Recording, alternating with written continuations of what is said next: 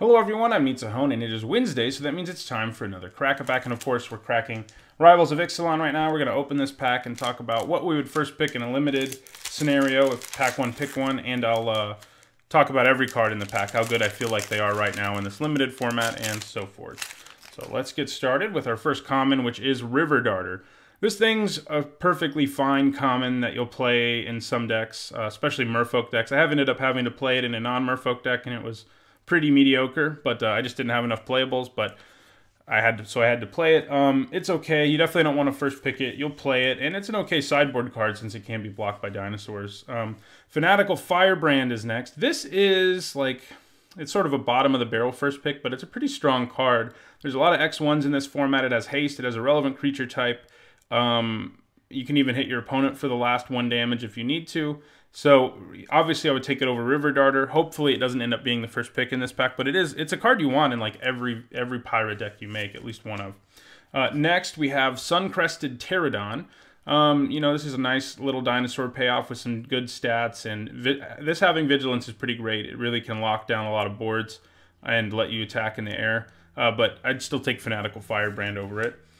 Next, we have Dusk Charger. This thing has been underwhelming for the most part. I mean, in the late game, it turns into a 5/5, but in most scenarios, by the late game, a 5/5 isn't that impressive. I mean, it's fine. And in the early game, it has mediocre stats, so it's sort of in a weird place. You'll play it if you're short on playables or whatever in a black deck, but you're not going to be happy about it, generally speaking. Next, we have Hunt the Weak. Nice little green removal spell. Has some +1/+1 counter synergies and some enraged synergies, and that's nice. It's what I would first pick now. These removal spells are the kind you have to be careful with, in that if your opponent has mana up, you should probably think about not casting it if they have mana up to blow you out and get a 2-for-1. Next, we have Water Knot, which I think is a better removal spell because you don't have a chance of getting blown out generally. There are problems that this card has. The fact that there's some ways people can bounce things to their hand and things like that are a problem. But Water Knot's a stronger removal spell, just straight up than Hunt the Weak. Costs 1 mana less, and it's going to do a lot more effective removaling than Hunt the Weak is. So I would take Water Knot right now out of this pack. Next, we have Orazca Relic. If you're in a ramp deck, this is definitely something you want.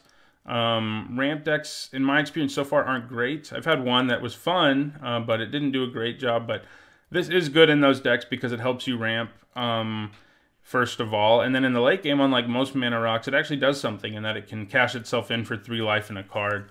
But I would still take Water Knot over it. Next, we have Squire's Devotion. This is a nice little aura. Lifelink is powerful in a race because it basically makes it so you're going to win it. It also gives you a vampire token, which is also pretty important, just because that means even if they manage to kill your Squire's Devotion creature, at least you have something left behind. I would still take Water Knot over it, though. Next, we have Secrets of the Golden City. This thing's fine, nothing special in most blue decks. A lot of the game, it's 3 mana to draw 2, which isn't bad. And in the late game, you can draw 3 off of it, which I have done a few times, and it's been good. But it's not great, just because in the early game it's so mediocre.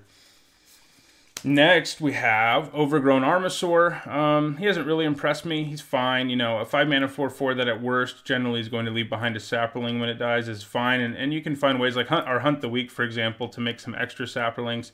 But there's just way better dinosaurs to be playing on turn 5 than this thing. I would still take Water Knot first pick. And we have a gold uncommon, Relentless Raptor. Unfortunately, I think it's the worst of the cycle of gold uncommons.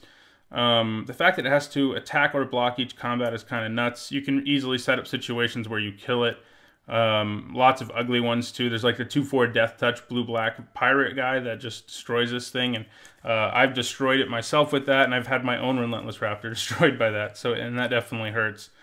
So Water Knot is still where we are. Next we have Pitiless Plunderer. Dude's sort of underwhelming in a format that's so aggressive. He does help you fix if that's what you need, and he's got a decent body, and he happens to be a pirate, but you generally want pirates who are good at attacking, and he's just not. Okay, I think we have a new first pick, and that is Baffling End. This thing's just a really efficient removal spell. It exiles anything with converted mana cost 3 or less. And I know some people are concerned about giving their opponent a dinosaur, but people are almost never going to destroy your Baffling End. And if they do, chances are the creature you exiled isn't that much worse. That much worse than a 3/3 dinosaur. Because generally when we have effects like this, they just get back their creature. And in this case, they don't. So they get back a dinosaur instead. Okay, well, we have a sweet mythic, though, and I think we want to take it just because it's so powerful. It's also worth a lot of money, so that definitely plays a role, because the more cards you get that are worth money, the more you can draft and like stay under budget, and that is Kumena, Tyrant of Orazka. You really want to first pick this guy and try to build around it. I would do it even if he wasn't worth money, because his power level is insane. You just need to get a bunch of merfolk. In this case, this is when you want to be running River Darter, because you just want all the merfolk ever in your deck. To really take advantage of Kumena here, who just takes over the game if you have enough merfolk in play. Strong pack, though, between Kumena, Baffling In, and Waterknot. Those are all cards I feel good about first picking. So that's the first crack-a-pack of Rivals of Ixalan. I'll be back next Wednesday with another one.